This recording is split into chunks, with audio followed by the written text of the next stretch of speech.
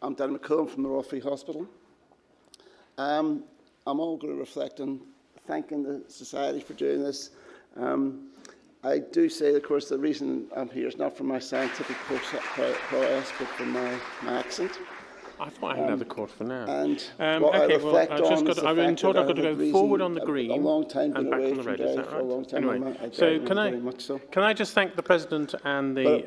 I've been back to dairy, and so you've been sold a pop here, guys, because everybody in dairy said, you don't sound like a dairyman. When I've been back recently, because I've been away from dairy for a long time.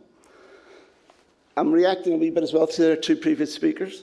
The Salmon of Wisdom is based on a saga, Irish saga, about a person who, this salmon is meant to contain all wisdom, and the person who gets all wisdom, and the person who did that was a character called McCool. So that's one aspect. You know, maybe I had the wisdom of the fish. I don't know if I have. But the other character that is involved is John very helpfully put up Dairy Girls. And if anybody knows Dairy Girls, there's characters on there called McCool, and they're the stupidest people in the meeting.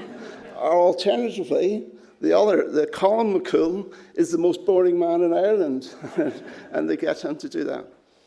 So I didn't quite know how to do this lecture. I'm obviously trying to do this in a way that says I'm not giving away people's talks, because obviously we want people to encourage them. So what I've tried to do is go through a series of things that I think is important in this, for scientists in the specialty, and actually I think we should be discussing throughout the meeting.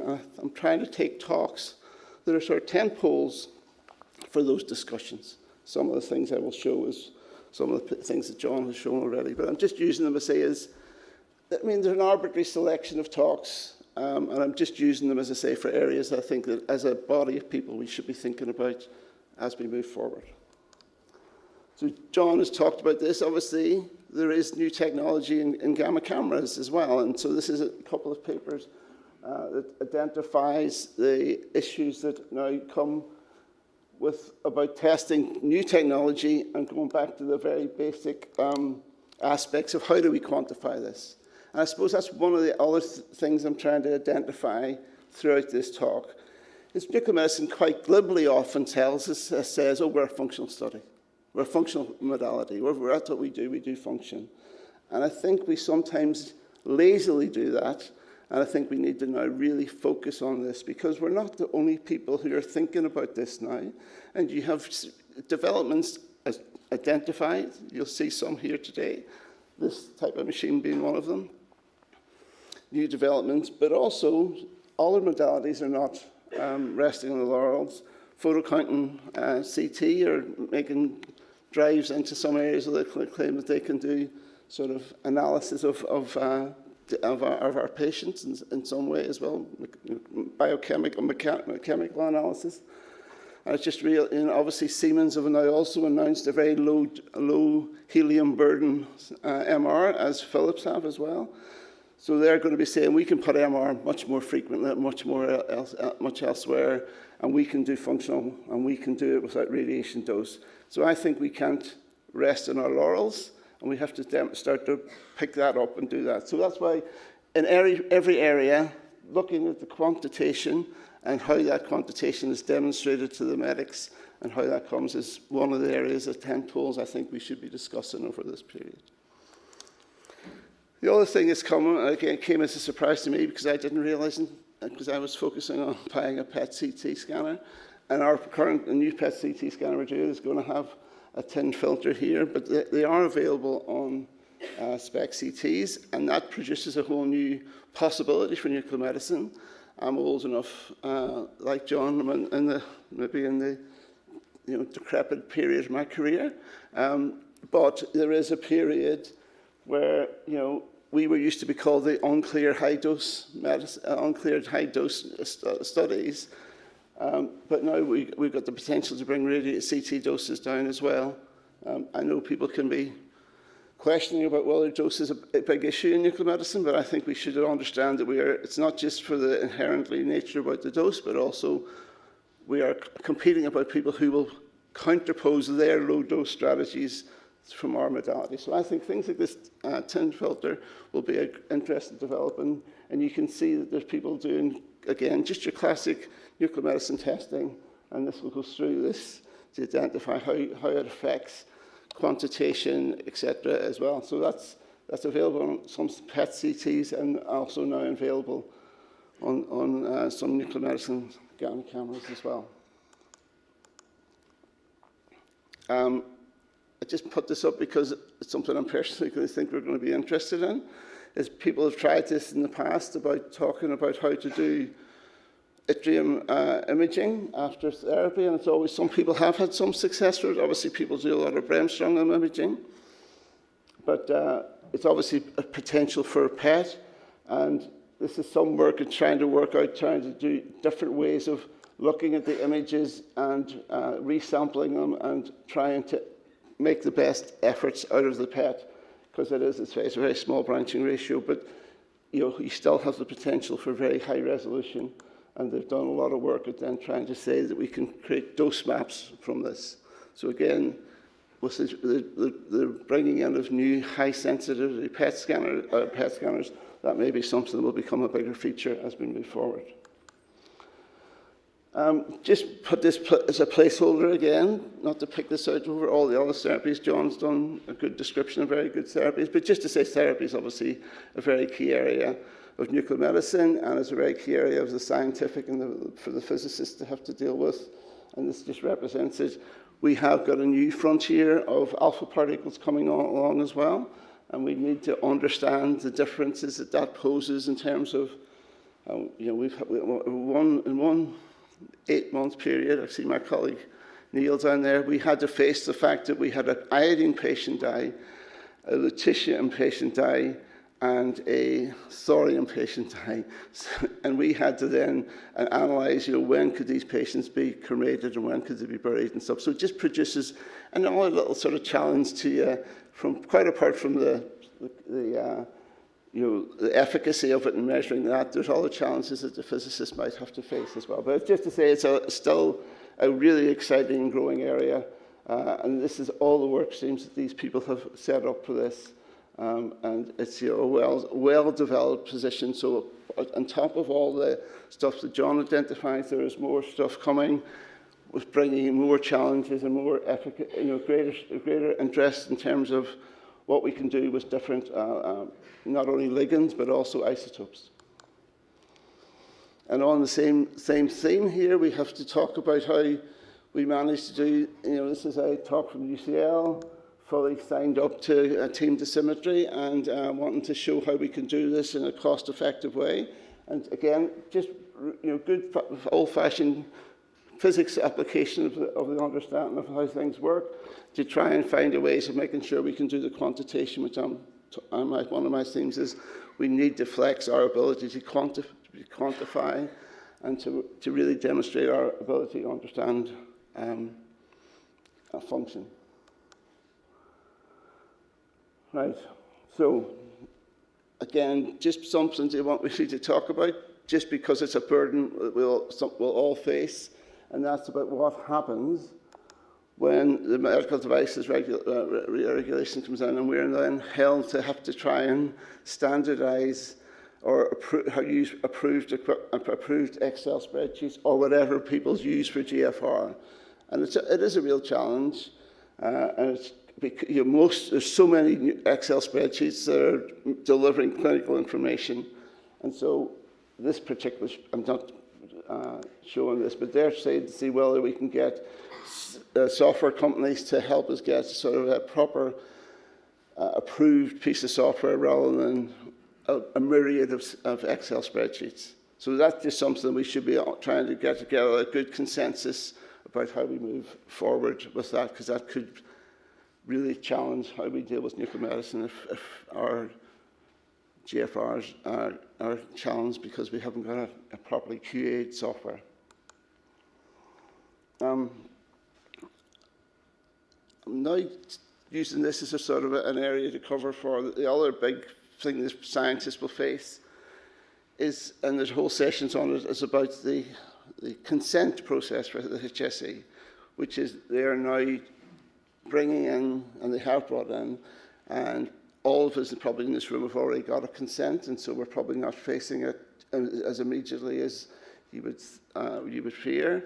But it is coming, and because they're going to roll out, any new people who are coming in for consent have to go through this new consent process, and it will be we'll all have to resubmit our consents as they move through. And we're doing a wee bit of preparation work, and I have 2 people who spend at least 1.5, 2 days a week trying to get this consent process right. And it's a massive area. And of course, just for those of you who don't know, consent is, radiology don't do a consent, they just do a registration, but we have to do a consent for nuclear medicine, and if you've got a radiopharmacy, you have to do a separate consent for radiopharmacy. So it's a huge burden.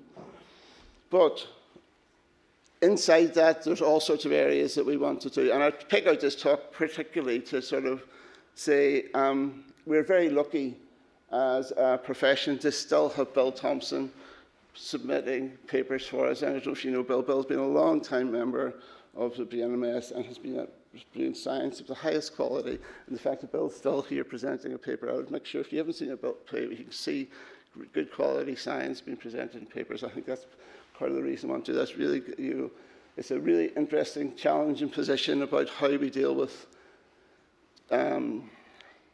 tissuing from needle stick injuries. Frightening figures, but whether they're really frightening in terms of the real effect. But if you look at the secret levels that you can get to by doing this, so Bill's got a thing looking at this, and there's looking at some of the amount of kilobecquerels you need for a 500 millisievert is, look, it's frighteningly low. It's frighteningly low. So it is. But the question is, does that really cause the harm that they think that the sort of ICRP really think it does? And people have done things like this to check against this about sort of calculate the VAR skin, which is a real tool that has come on in great growth in the last few years to help us work out how that works. So this is the sort of physics that's getting into quite proper mathematical physics. And John, maybe we could find some of those mathematical physicists who can prove that 30 is 2, in a sense, anyway. So we can prove that to you. And then, so basically, you can see the details. They go through all the things you have to take into account. Okay. This is one of 2 slides, but I think one's missing now. But again, it's a tentpole to talk about machine learning. I get a bit embarrassed sometimes about machine learning because every man and his dog talks about having machine learning these days. But I've always been an advocate that especially nuclear medicine physics, MPE people should know about machine learning because there's going to be a lot of people coming along with snake oil salesmen selling us stuff, and we need to understand the physics and the maths behind that. So it's a really powerful tool that's now become very open in the main public. The worry is that it is a tool, as John referenced, but the danger is that I used to tease my radiology colleagues, medical colleagues, that AI is not your challenge. It's a referrer within AI is your challenge. That's the thing that's going to be a change, and we need to be quite on top of this and make sure people are using AI in the right way, and I would think the physics teams are well placed to do that. And this is just one that's talking about how to help predict outcomes from the information. And there's a whole raft of those about now going using imaging from sort of PET imaging to predict the outcome of radionuclide therapy. And this is now just a couple of talks about total body PET. Of course, everyone will be familiar with Engel's book on the dialectics of nature. And one of his things in that is that quantitative changes turn into qualitative changes.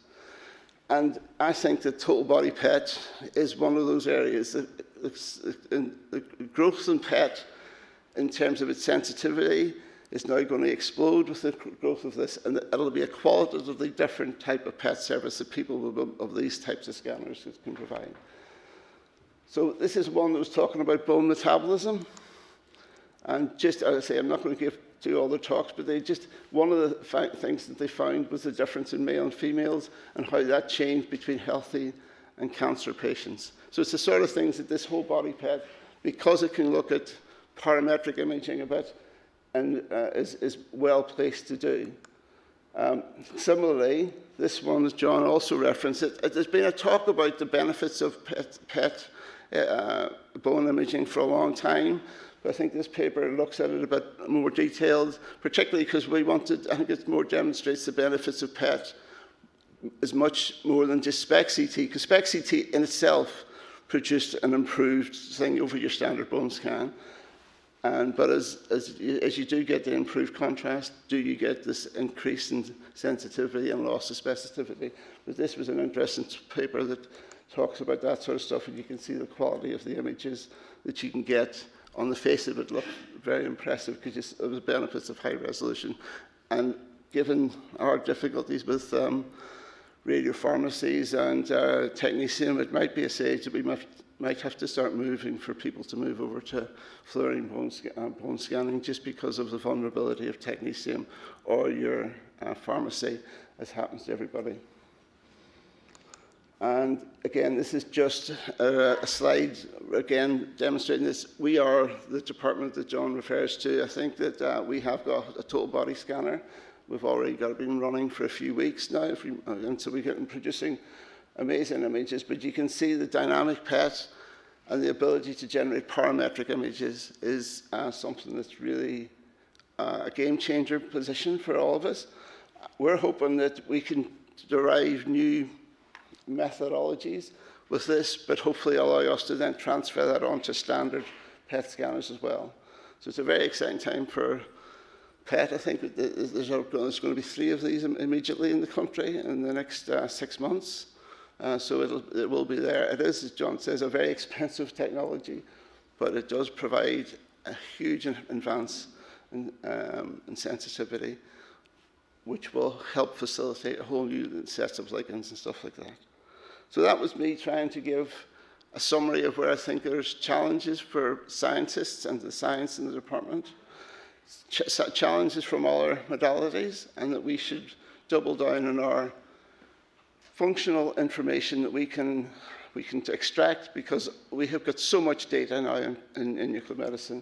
We will need to use things like AI to help us do this, but we all have to always remember we're doing this in the context of a very, very burdensome regulatory framework, being that the HSE, the sort of Medical Devices Agency, the MHRA anyway. So it's a very great challenge, and those are the discussions we should be having over this week. Thank you.